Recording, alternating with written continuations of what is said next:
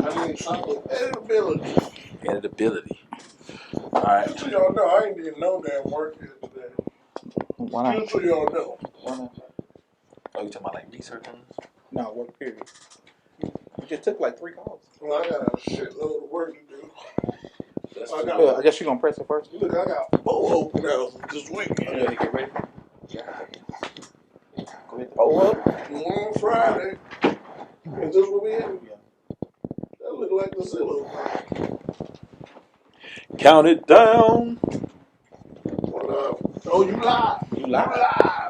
Lord. We live on this thing.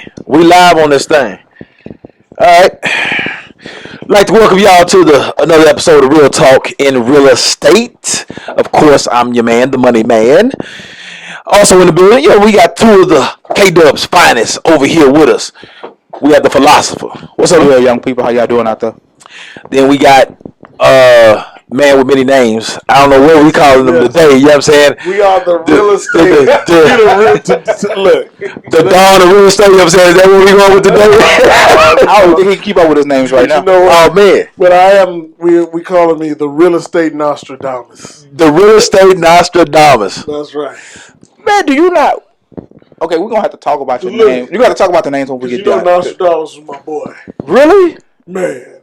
That's a whole nother topic within itself. No, with your boy, the idea of him, the ability of predicting what's about to come next. Come on, dog. That's what I do. I predict. Look, I be predicting real estate on a whole nother level. Hey man, most of the stuff that I done said has come to fruition. Okay, we'll give you to a degree. Okay. Not everything yet, but some parts so far. But some stuff we still working on. Like Nostradamus, he ain't know no times. He just knew what was going to happen. It was going to end at some point. He gave his. He was like, "Well, the world's going to end in a furry ball of fire." Yeah, that's called explosion of a star. Right. You know I mean? No, I got you. But he was close on some stuff. He called on a controversial note. He called Hitler, and they had the time frame almost on point. He said there was going, and the way they broke down his wording, They said that he just had the name off by a little bit. There's a couple ones that are close enough where you got to think about it. You like, man, was he right? Did he really see it? That's too much. It is. You know what I'm saying? That's going way left. But all right, so we roll this thing back on in. We roll this thing back on in. But you know what I'm saying? Real estate Nostradamus. Real estate Nostradamus calls the trends how they gonna happen. I got you. I told you these interest rates was gonna go down one more time. Okay. I told you at some point these interest rates gotta go back up. All right. What's going on now? Come on, man. At some point, at some point, these interest rates gotta go back up. Ain't no timeline. No, that's not. Hey, look, man. You gotta all right. So, we'll get into the topic that what we're here to talk about today. What is a hot topic today is this whole jayz and NFL deal. It really doesn't have anything to do with real estate, but we just got to talk on it. I guess this is the real talk of real estate hot topics, if you will. You know what I'm saying? For real. That might be a new segment. You know what I'm saying? Hot topics. You know what I'm saying? We get on what's that show? On Willie Williams. Yeah. Oh, sure. That's okay. We can fool with that. That's why we had real talk and real estate. You know what I'm saying? We're in front of it. You know what I'm saying? We make it our own. Real topics. Real topics. That's a good one. That's a good one. We'll do that one. But we're here to talk about the whole Cap and jayz deal. I shouldn't say the Cap deal. Cap had nothing to do with it. As a matter of fact, from what media outlets saying, he doesn't approve of it. But we have the jayz and NFL deal. For those of y'all that are behind on times, up under a rock or whatever the case may be, the NFL and jayz have signed a deal together to fight social justice as well as to do some performing acts, and it's a partnership that they've actually created. And people are up in arms because, you know what I'm saying, Cap, he knelt for social justice, and he brought a lot of awareness to it. Jay-Z has stepped up and told a bunch of people not to perform at the Super Bowl, the NFL Super Bowl, because they wanted people to stand with Cap, but then he turns around and does this deal. Very controversial, and we're here to talk about it and take our stands on it. We're going to throw this over here to the philosopher to see what his take is on it. What you think about this whole situation? Man, it's such a sordid issue, and when you brought it to light about the fact that he knelt and then he didn't kneel, and then Jay-Z come in and say we're not gonna kneel and all these type of things. What Cap did was a great thing because it did shine a light on some issues, and it helped the American public see it, and it helped the NFL realize, okay, we have to do something because it started to affect a part of their monies and things that they were trying to do. My thing about it is that it goes a little bit deeper because some people believe Kaepernick should get his job back or should be back in the NFL. And I'm like, okay, I can understand why you believe that because everybody deserves to work. So a lot everybody of people has a right. A lot of people believe that. Like has a right to work. And in essence, you are correct. But everybody didn't have to have the right to work in the NFL. Just like everybody didn't have the right to work for IBM, work for whatever company that they decide to. At the end of the day, the company's decision to hire you or to fire you or to lay you off, whatever the case may be, is still their choice. And for whatever their reasonings are. Cap's situation is so intricate because he was able to shine this light. And unfortunately, when you start doing something of this magnitude, somebody is going to be a sacrifice. And 9 times out of 10 is the person who did it. And if you go throughout our history as a people who've been looking for equality, been looking for justice for us, those who actually step out and do something, they are the ones to have the major sacrifice to come about. And so at this point, Cap, I'm sorry, Doc, you may not get back in the NFL, man. And for those who just don't understand we got to go back and look at our history from the time we have been trying to fight for equality. People have lost their jobs, have lost their lives, have lost everything so we can be where we are today. And if you can't get that across our mindsets, then that's the first thing you got to do on your own. Understand that great things come with a form of a sacrifice. Which I completely agree. But in consolation, not to say this is any better, you know what I'm saying?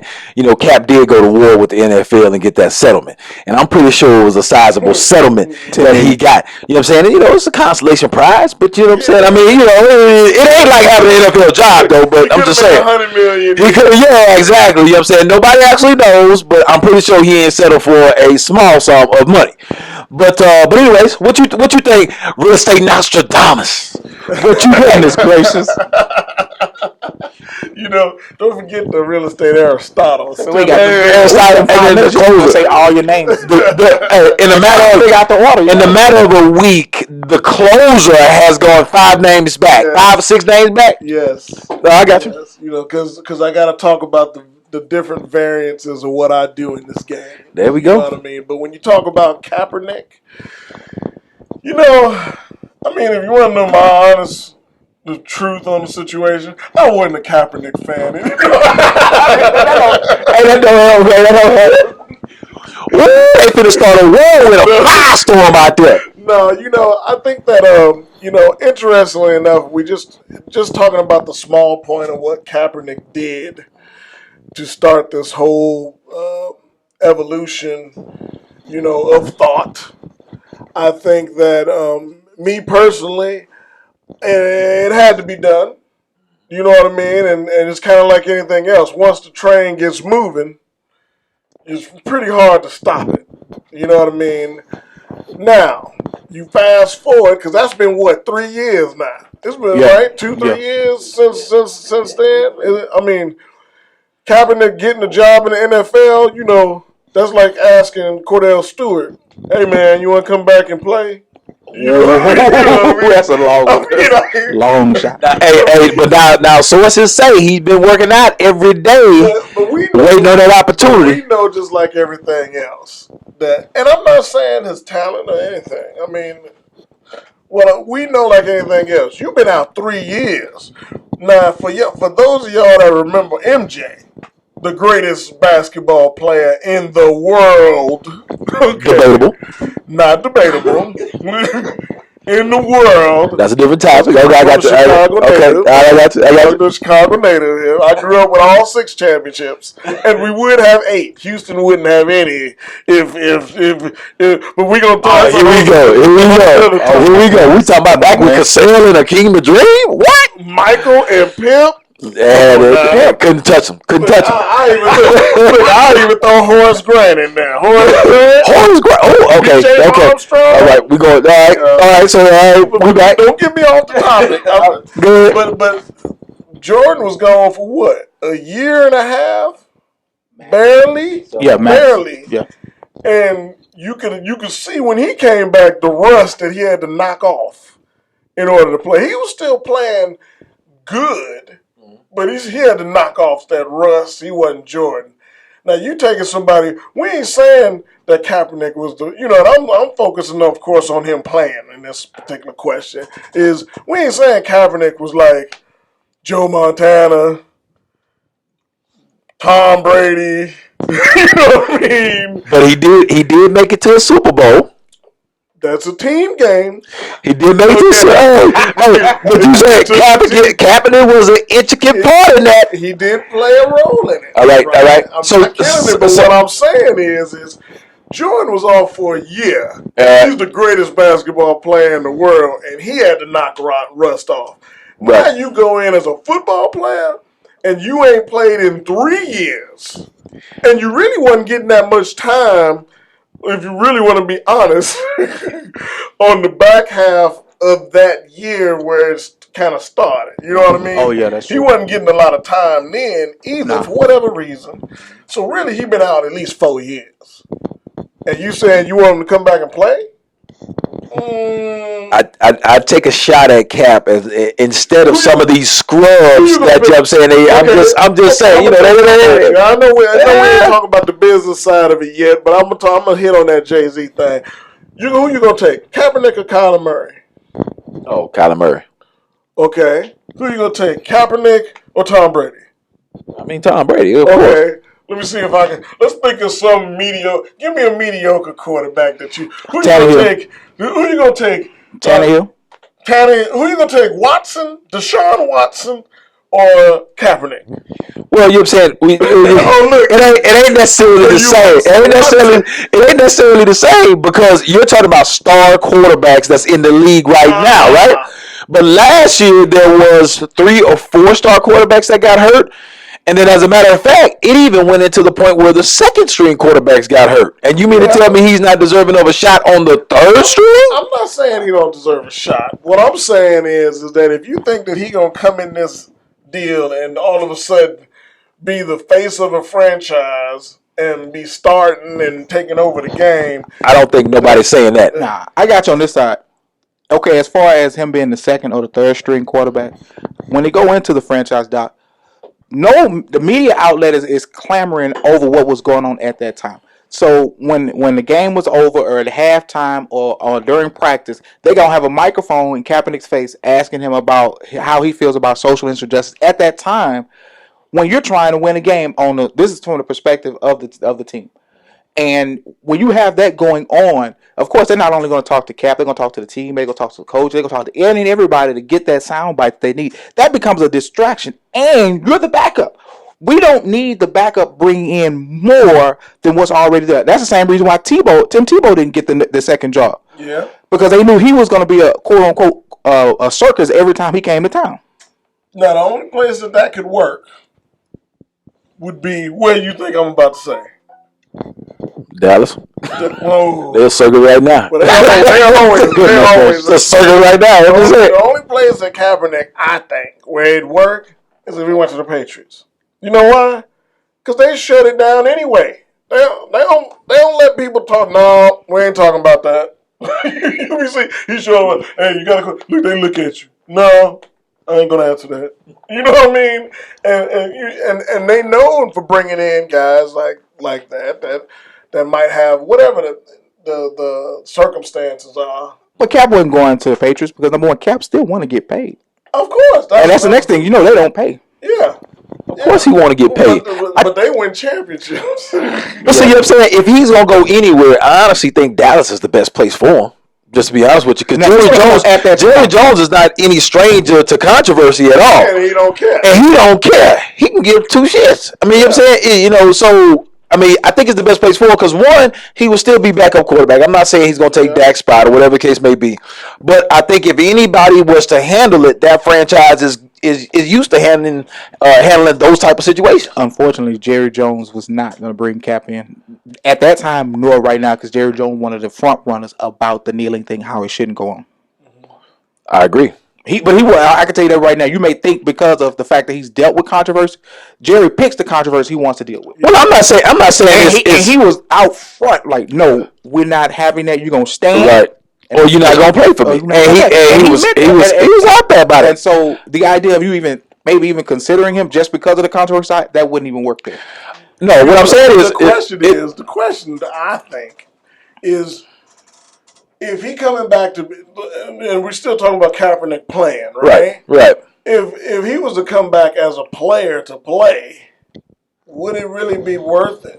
No. I mean, if I'm a owner or I'm a team, are you really gonna make that much of a difference? Because either one or two things: either I have a quarterback that's in play, or I got a young person that I'm moving up the ladder to play. So now where do you fit?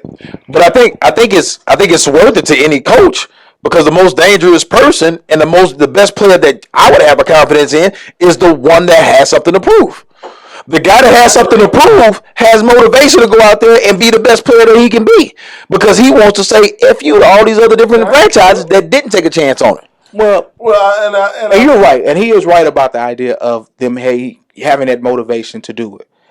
The question is, my next thing is that when Kaepernick had an opportunity to come back, like after he was released, I think from San Francisco, there was some team that actually looked at him, and I don't think his mentality would have allowed him to play the game that the quarterback's got to play. Everybody knows that a quarterback has to play a totally different game with the media and with the team than any other player, because they're quote unquote the face of the franchise. You have to see them first.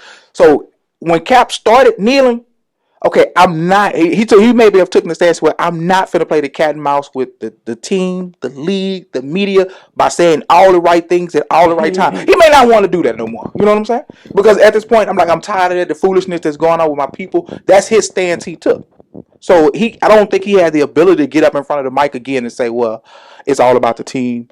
It was on me." Oh, I just believe it's all about playing football right now. I can't really think about what's going on with the people in this. I don't think he had that ability at that time. I think it's an humbling situation, and I think if a franchise chose to take a chance on him, and they had that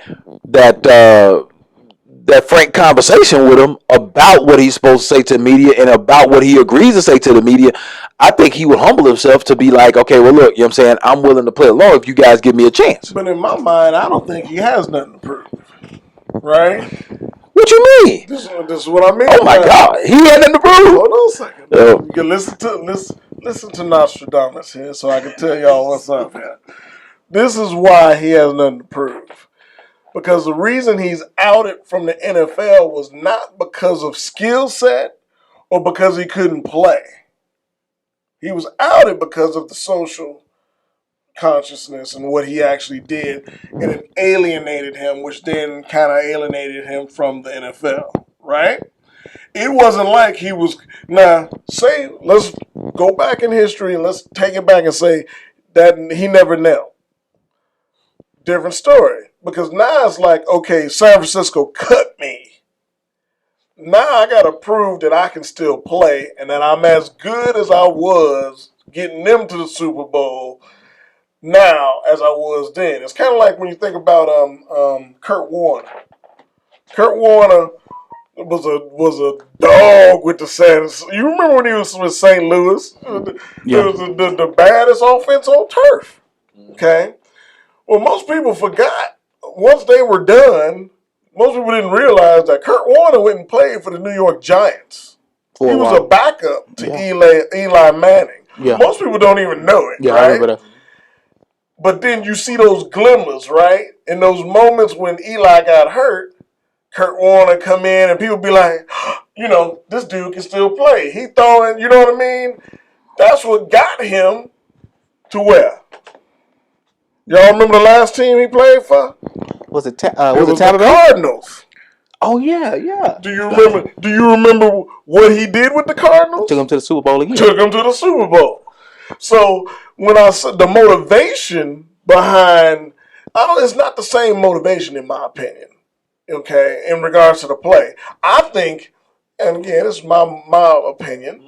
I think Cap's motivation is because now it's kind of a point of how much money did I lose in this time frame. I could have been, even if he was a backup, like you said, to somebody else. We're talking about over the last 3 years. What we talking about? Even if that was $15 million a year, that's still $50 million, $45 million that he didn't get, right? And so, yeah, he might want to prove a little bit that he can play, but at the same time, it's more about it's almost like Michael Vick, right? He came out of jail. He's like, all right, he still could play, but he was in debt too. And it was like, okay, I got to make this money up. Yeah. You know what I mean? And he ended up turning his whole thing around as a win, where at the end of the day, he was like, okay, when he retired, all right, Michael Vick. Everybody looked at him in a pretty decent light for the most part. You know what I mean? That's why I say the motivation is different. And he ain't Michael Jordan. I still think in both of those, Kurt Warner and then also the Michael Vick, they had something to prove. They had something to prove to actually come back. They did. And yes. I think Cap still has something to prove because of all the people that says the same thing you're saying. Oh, he's been out so long. He can't come back and do it. He's not the same player he was behind all this controversy. I think, he has that to prove. It would be interesting, too, because when you really look at his quarterback play, we go back to when he played quarterback with he was newer on that front end of doing that. Right. Read options. That's a part of the league now. They making offenses that put RPOs in there and read options and stuff like that. They put that in their offense for these college guys that's coming out. So it actually, the league probably suits him better now for what he did, because he's never, he never was going to come out and throw for 400. He wasn't Peyton Manning or Tom Brady. I'm just going to kill you on the pocket. But at the same time, I think he was with the right team, he was suitable to keep you moving. I wouldn't say he was a Trent Dilfer. Right. I'm name dropping there, but I'm a historian of football. You know what I mean? Hey, and I remember, you remember all those teams. Right. I wouldn't put him with the Steve Youngs and the guys that literally carried the team to the Super Bowl. You know what I mean? I would say he was new to it. New to what no one was really doing what he was doing, the way he was doing it. What's his name? Adjusted their offense to fit, and he's an extremely talented and athletic player, right? That then got better. Like he got better as a quarterback throwing the ball, And it's no doubt or no question about his talent. I think I'm saying, just the anger comes in about him not even having a shot to even say which way or the other. But let's go back to the deal that Jay-Z had did with the NFL. Do you think, Nostradamus, do you think that was a solid deal, or do you think that was a bad deal? Well, I don't know if I can comment on whether it was solid or bad, right? My thought is in the perspective of Jay-Z and his crew, I think they're just doing business now. You know what I mean? I think in my personal opinion, just like with anything, right? The society and the highlight of the kneel downs has moved on. And we no longer are putting that in the media every day. That, you don't see high schools doing it and colleges doing it. You don't see it, all right? So the impact